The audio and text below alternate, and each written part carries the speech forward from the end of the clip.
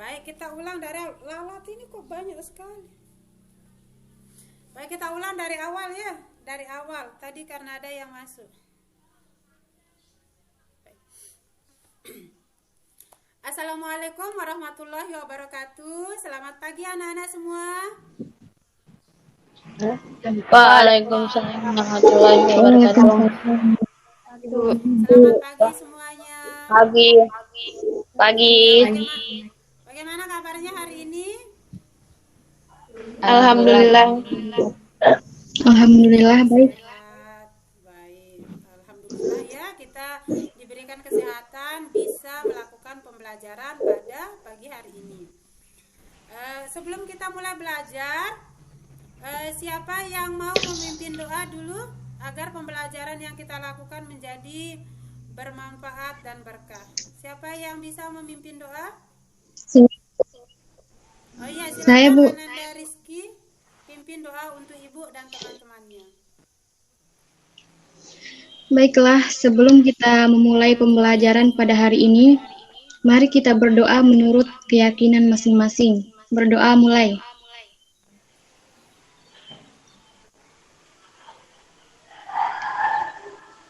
Berdoa selesai. Ya, minggu kemarin kita sudah belajar tentang materi struktur tubuh pada manusia. Nah, tadi Ibu sudah kirimkan link untuk kalian absensi di WhatsApp grup masing-masing. Silahkan nanti diisi daftar absensinya ya. Nah, hari ini kita akan belajar tentang virus. Minggu kemarin kita belajar tentang struktur tubuh pada manusia. Siapa yang bisa memberikan penjelasan ke ibu guru dan teman-temannya apa perbedaan dari struktur tubuh pada manusia dan struktur pada virus? Saya, Bu. Oh iya, bagus. Ananda Rizky. Ayo silakan Rizky. Saya, Bu. Ya, Rizky silakan. Struktur tubuh manusia terdiri dari 13 bagian, yaitu yang pertama, sistem rangka, sistem otot, sistem peredaran darah, sistem pencernaan, sistem endokrin, sistem saraf, sistem pernapasan, sistem kekebalan tubuh, sistem limpatik, sistem ekskresi, sistem urinaria, sistem reproduksi, dan sistem indera. Itu saja, Bu. Kalau struktur tubuh pada virus saya belum tahu. Ya, 1 poin untuk Rizky Anis Mardatin. Bagus ya. Jadi materi kita hari ini ada kaitannya dengan materi kita sebelumnya ya, yaitu sama-sama tentang struktur tubuh pada makhluk hidup. Yang satunya yang sudah kompleks, yang satunya yang masih dalam bentuk mikroorganisme saja. Ya, sekarang coba sama-sama kita perhatikan gambar yang akan Ibu sajikan. Silakan kalian amati dan beri pendapatnya masing-masing.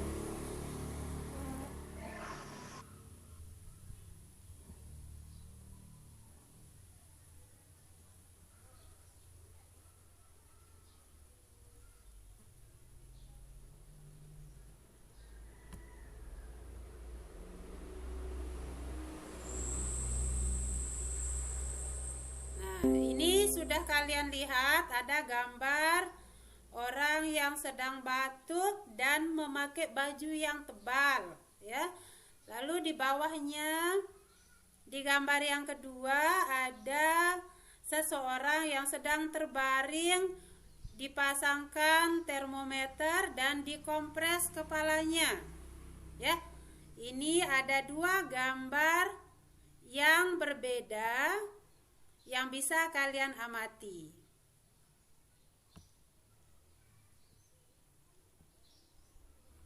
Baik, sekarang setelah kalian mengamati gambar tersebut, siapa yang bisa memberikan kesimpulan atau gambaran dari permasalahan kedua orang tadi?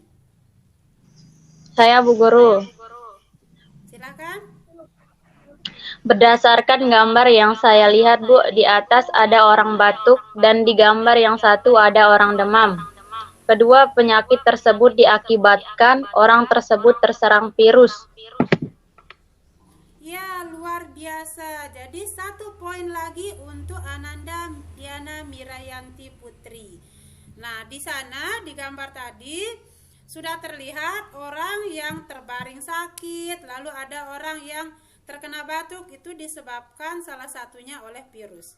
Nah, sekarang kita lihat apa tujuan pembelajaran kita pada pagi hari ini.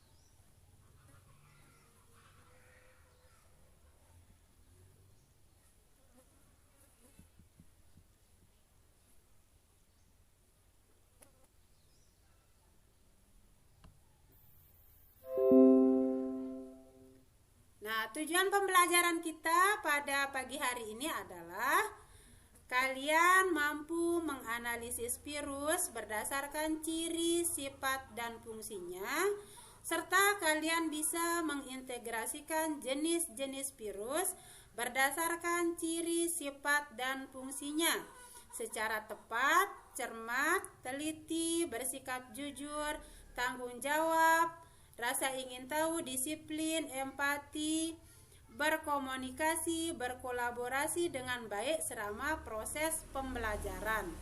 Jadi itu ya tujuan pembelajaran kita pada pagi hari ini.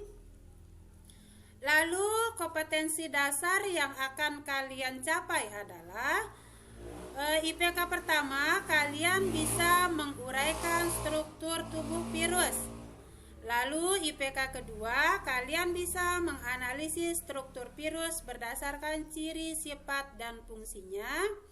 IPK ketiga, kalian bisa menyimpulkan jenis-jenis virus berdasarkan perannya dalam kehidupan. Itu kompetensi dasar pengetahuan yang harus kalian capai. Lalu, kompetensi dasar keterampilan yang harus kalian capai adalah nanti kalian akan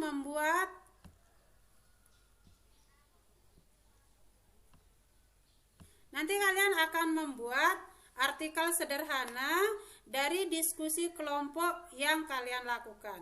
Siap ya? Siap. Baik, sekarang Ibu sudah bagi kalian ke dalam kelompok masing-masing. Silakan nanti berdiskusi berdasarkan kelompoknya. Sekarang mari kita sama-sama lihat video pembelajaran berikut ini.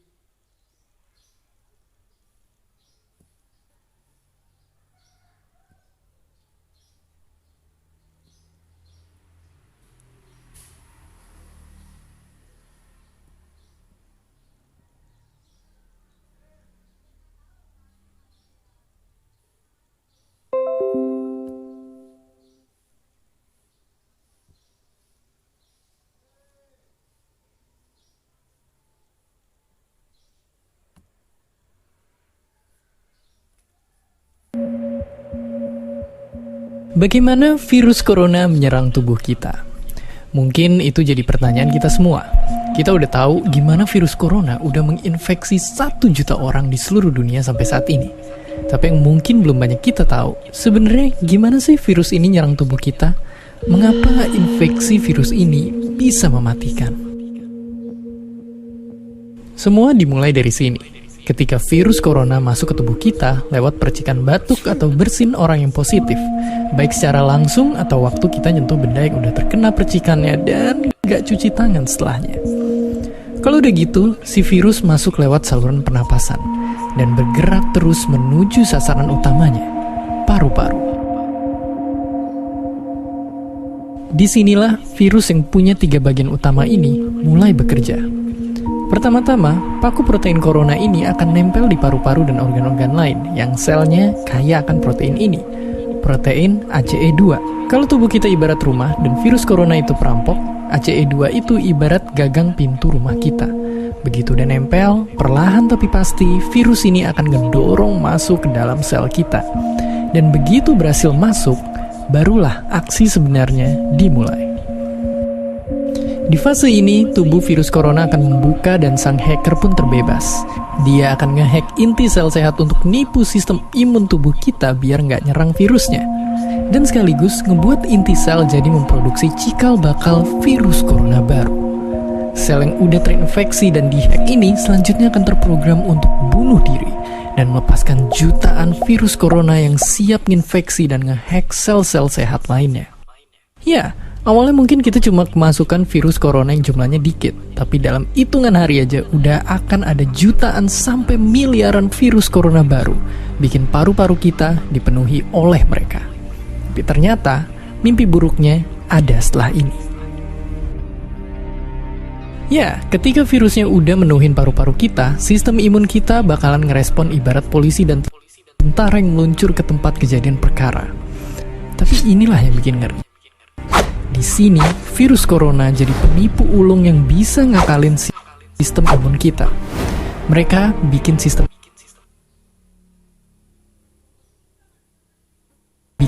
imun nyerang membabi buta, termasuk nyerang sel-sel sehat kita. Mereka jadi nggak tahu mana kawan, mana lawan, dan perlahan-lahan jadi senjata makan tuan. Buat sebagian besar kasus, kejadian ini emang nggak berlangsung lama. Karena kalau sistem imun kita kuat, mereka pun akan bisa menang dari segala taktik virus corona. Tapi terkadang tubuh kita sedang lemah, dan kalau udah gitu efeknya bisa parah. Kita bisa kena radang paru-paru akibat sel sehat di sini yang udah nggak bisa nahan bakteri pneumonia. Malahan buat kasus yang kritis, bakteri ini nggak berhenti di sana. Mereka bisa masuk ke aliran darah dan akhirnya nyerang seluruh tubuh. Kalau udah begini, bernapas saja bakalan susah banget dan hidup kita ada di tahapan yang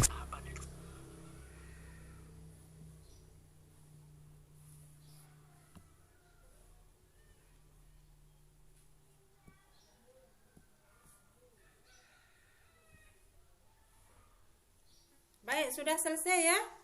Sudah selesai melihat video pembelajaran yang sudah Ibu bagikan? Sudah?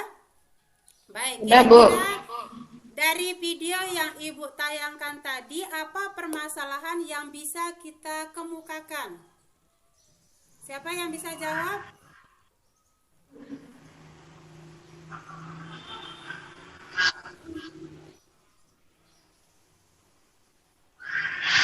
Saya, Bu. Oh iya, ayo Ananda Mardiana, silakan. Menurut saya, kalau dilihat dari ukurannya, virus itu sangat kecil dan menyebabkan penyakit pada organisme lain. Misalnya virus corona pada video tadi. Ya, bagus sekali. Ada yang berpendapat yang lain? Saya, Bu.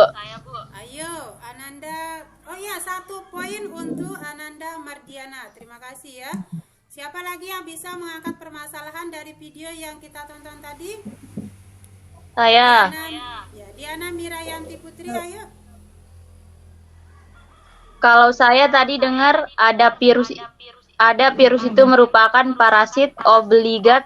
Jadi ketika masuk ke dalam tubuh, inang virus akan langsung berkembang biak dan menyebabkan penyakit. Penularannya melalui berbagai cara seperti lewat udara atau lingkungan yang kotor. Ya, bagus sekali. 1 poin lagi untuk Diana Mirayanti Putri. Jadi Rizky sudah ada poin, Ananda Diana sudah ada poin, Mardiana sudah ada poin, Ratna Zain jangan sambil tidur. Ya, silakan kalian kumpulkan poin sebanyak-banyaknya untuk pembelajaran kita hari ini. Baik, jadi virus itu masuk ke dalam parasit obligat seperti yang dibilang Ananda Diana Mirayanti Putri. Jadi dia tidak bisa berkembang biak, tidak bisa memperbanyak diri kalau tidak pada sel yang hidup atau pada sel inangnya. Salah satunya seperti video yang kalian lihat tadi, virus corona itu bisa berkembang biak apabila sudah masuk ke dalam sel tubuh inang. Sel tubuh inangnya siapa? Ya kita ya, sebagai manusia. Baik, sekarang Ibu sudah bagi kelompok kalian menjadi kelompok-kelompok kecil. Silakan bergabung ke dalam kelompok-kelompok kecilnya, melakukan melakukan diskusi, Ibu sudah buatkan lembar kerja peserta didik, Ibu bagikan melalui WhatsApp grup. Silakan kalian jawab semua pertanyaan yang ada di lembar kerja peserta didik tadi. Nanti setengah jam kemudian kita akan masuk lagi di Google Meet untuk kalian mempresentasikan hasil diskusi kalian yang sudah dilakukan bersama teman-teman kelompoknya. Baik, silakan. Kita akan melakukan diskusi melalui WhatsApp group. Ya, kita ketemu lagi nanti setengah jam dari sekarang.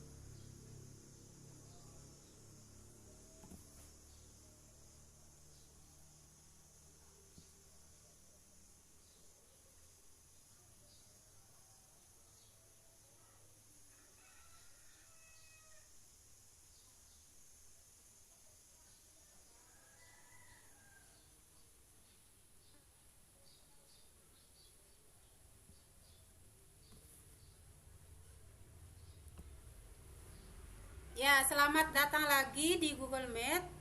Tadi kalian sudah melakukan diskusi kelompok ya, sudah menjawab LKPD yang sudah Ibu berikan. Sekarang hasil dari diskusi kalian dalam bentuk artikel sederhana tersebut, silakan kalian presentasikan untuk didengarkan oleh teman-temannya yang lain. Kelompok siapa dulu? Kelompok saya, Bu. Ya, silakan. Kelompok 1 ya, kelompok 1. Rizky Anis Mardatin, silakan untuk mempresentasikan artikelnya. Silakan disimak untuk kelompok yang lain. Baiklah, saya perwakilan dari kelompok 1 akan mempresentasikan artikel kami yaitu tentang virus. Yang pertama, komponen utama penyusun tubuh virus terdiri atas 3 bagian, yaitu kepala, bagian inti, dan ekor. Kepala merupakan bagian virus yang berbentuk kapsid yang dibentuk oleh subunit berupa monomer berantai polipeptida yang patogen satu sama lain yang dikenal dengan nama kapsomer. Kapsomer berbentuk simetris dan dapat mengkristal. Fungsi utama dari kapsid ini adalah melindungi asam nukleat yang terdapat di dalam virus dan memberi bentuk pada virus. Bagian inti merupakan materi patogen berupa asam nukleat, DNA atau RNA, yang berfungsi untuk memberikan nutrisi pada bagian-bagian virus yang lain dan untuk melakukan reproduksi. Ekor merupakan bagian yang terdiri dari tabung bersumbat yang dilengkapi serabut halus yang berfungsi untuk menancapkan diri ke sel inang. Selanjutnya, ciri-ciri virus. A. Ukuran virus sangat kecil, yakni sekitar 10-300 mm. Virus terkecil memiliki diameter hanya 20 nanometer, lebih kecil dari ribosom. B. Ukuran virus sangat kecil sehingga untuk melihatnya harus menggunakan mikroskop elektron dengan ekstra atau sayatan ultra tipis dari jaringan makhluk hidup yang terinfeksi. Filtrasi merupakan selaput kolodion yang memiliki porositas bertingkat. C. Memiliki satu asam nukleat DNA atau RNA saja. D. Virus bisa bersifat benda mati dan berbentuk kristal jika berada di luar sel hidup. E. Virus bersifat benda hidup ketika berada di dalam sel inang karena melakukan reproduksi. Selanjutnya, bentuk virus. Kapsid membentuk materi patogen dari virus yang secara umum dapat diklasifikasikan menurut strukturnya. Sebagian besar virus memiliki kapsid dengan struktur helix atau patogenal. Berikut ini adalah bentuk-bentuk kapsid virus. Di antaranya icosahedral dan helikal. Selanjutnya, peran virus dalam kehidupan.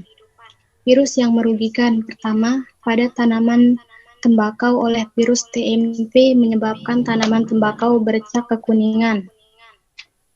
Selanjutnya, pada tanaman padi oleh virus tungro. Dan yang ketiga, pada manusia, yaitu menyerang sistem saluran pernapasan seperti COVID-19, menyerang sel darah putih seperti HIV, virus cacar, virus Ebola, dan virus influenza. Dan yang terakhir pada hewan, virus Rous sarcoma atau RSV, penyebab tumor pada ayam, virus penyebab tetelo pada ayam dengan gejala head dan batuk-batuk. Mungkin hanya itu yang bisa saya sampaikan, Bu. Kurang lebihnya mohon dimaafkan. Assalamualaikum warahmatullahi wabarakatuh. Waalaikumsalam warahmatullahi wabarakatuh. Ya, kita kasih aplaus untuk kelompok 1. Ya, jadi kelompok 1 sudah sangat luar biasa ya. Bisa membuat artikel tetapi memuat semua struktur virus. Ada yang mau menanggapi dari kelompok yang lain? Ada yang mau bertanya untuk presentasi kelompok 1? Ya, kelompoknya Mardiana, kelompok 2. Apa yang mau ditanyakan Mardiana? Silakan. Saya ingin bertanya kepada Rizky. Peran menguntungkan dari virusnya apa ya? Di artikelmu cuman ada peran merugikan saja. Ya, bagus. Jadi pertanyaan kelompok 2, ada enggak peran yang menguntungkan untuk kelompok 1 virus itu? Apa cuma merugikan saja? Silakan dijawab kelompok 1. Baiklah, mohon maaf Mardiana, kami lupa mencantumkan peran menguntungkannya. Setelah kami berdiskusi, peran menguntungkan salah satunya adalah untuk membuat vaksin. Sudah itu saja. Itu saja ya. Jadi peran menguntungkannya itu salah satunya digunakan untuk membuat vaksin ya, kelompok 1. Ya. Iya, Bu. Ya, paham ya sekarang kelompok 2? Paham, Bu. Baik, berarti sangat luar biasa sekali diskusi yang telah kalian lakukan. Ya, hari ini kalian sudah melakukan diskusi, melakukan presentase. Siapa yang bisa membuat kesimpulan dari pembelajaran kita pada pagi hari ini? Silakan angkat tangan yang bisa membuat kesimpulan dari pembelajaran kita. Saya, Bu Guru. Oke, silakan Ananda Diana Mirayanti Putri. Apa kesimpulan dari pembelajaran yang sudah kita lakukan pada pagi hari ini? Jadi hari ini kita belajar tentang struktur, ciri, sifat, pengelompokan, dan peran virus, Bu Guru. Menurut saya, virus itu hebat sekali. Bisa hidup di tempat-tempat yang tidak bisa dilihat tanpa alat bantu mikroskop.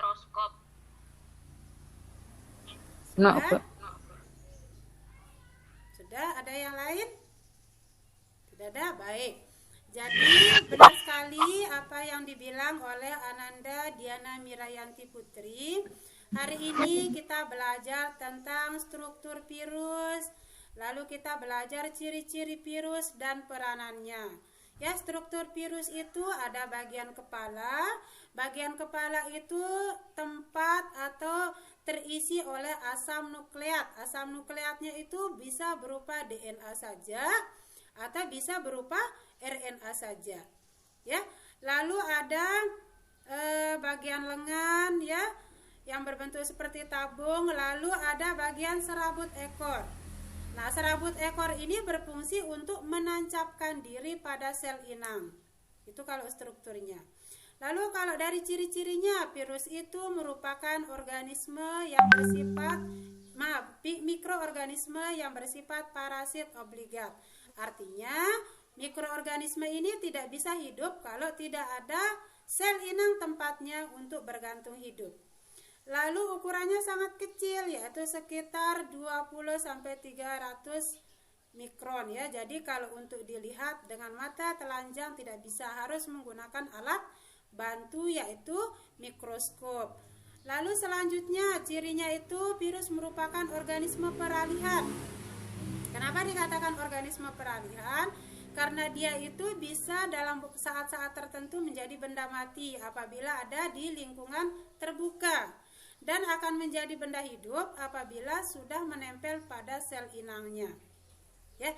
Lalu dari segi perannya ada yang merugikan virus itu, salah satunya seperti yang terjadi pada saat ini, yaitu pandemi yang disebabkan oleh virus apa? Virus corona. Bagus sekali, oleh virus corona. Itu merupakan peran virus yang merugikan, yang menyebabkan penyakit. Lalu kalau pada tumbuhan ada namanya virus tobacco mosaic virus yang menyebabkan tembakau itu menjadi kekuningan dan merusak tanaman tembakau. Ternyata dari semua perannya ada loh yang menguntungkan, seperti yang dibilang oleh kelompok 1 Rizky Anis Mardatin, yaitu untuk membuat vaksin. Vaksin itu adalah cara yang digunakan untuk melemahkan salah satu virus dan dibuat sebagai antibodi ketika dimasukkan ke dalam tubuh.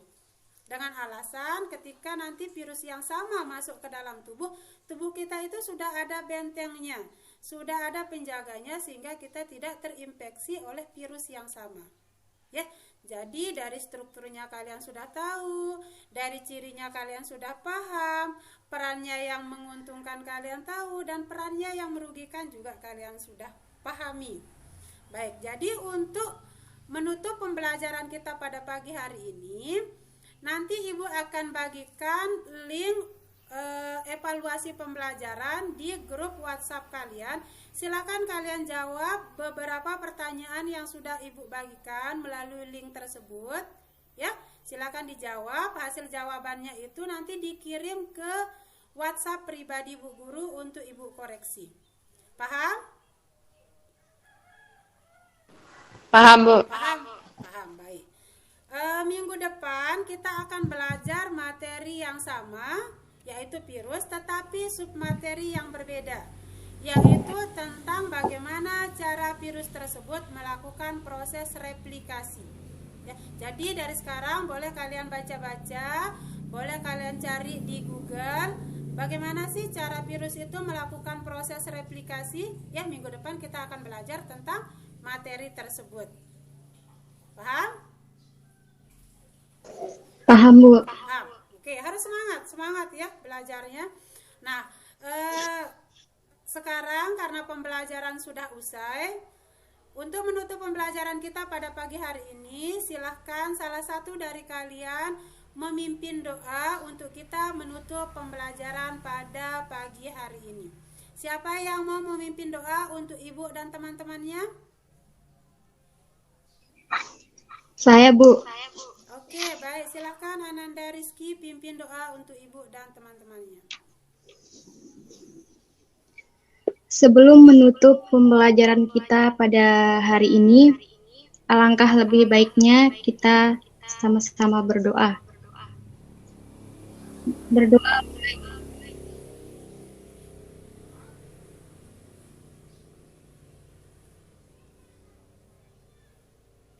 Doa selesai. Baik, jadi pembelajaran kita untuk hari ini setelah selesai. Ibu harap kalian tetap jaga kesehatan, tetap jaga diri ya. Jangan keluar-keluar ketika tidak ada hal-hal yang penting, karena pandemi masih menyerang seluruh dunia, yaitu virus corona. Tetap jaga kesehatan, tetap jaga diri. Semoga kita sehat dan bisa bertemu lagi di pembelajaran berikutnya. Semangat! Baik ya, kita tutup pembelajaran kita pada pagi hari ini dengan ucapan Assalamualaikum warahmatullahi wabarakatuh. Waalaikumsalam warahmatullahi wabarakatuh. Jangan keluar dulu Ibu, stop rekamannya. Kapan?